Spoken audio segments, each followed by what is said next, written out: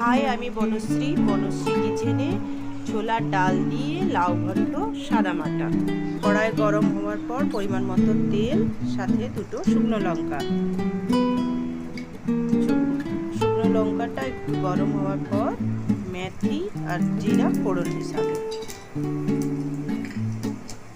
ফোড়নটা ফুটে উঠলে থেতো করা আদা রসুন দিতে হবে। ফোড়নটি একটু নাড়াচাড়া করে ভাজা ভাজা করে নিতে হবে।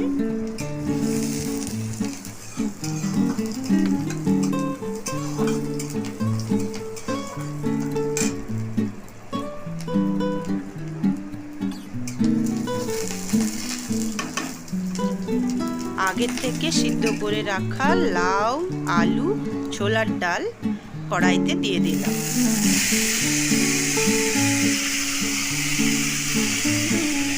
ফোড়নের সাথে একটু নাড়াচাড়া করে ঢাকা দিয়ে দিলাম।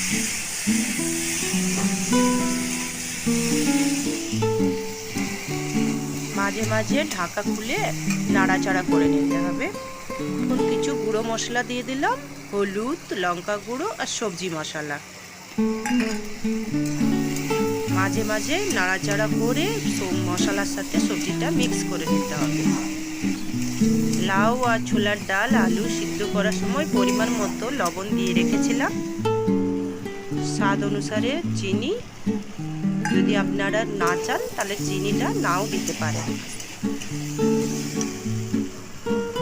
আর পরিমাণ মতো একটু জল দিয়ে নাড়াচাড়া করে নিই।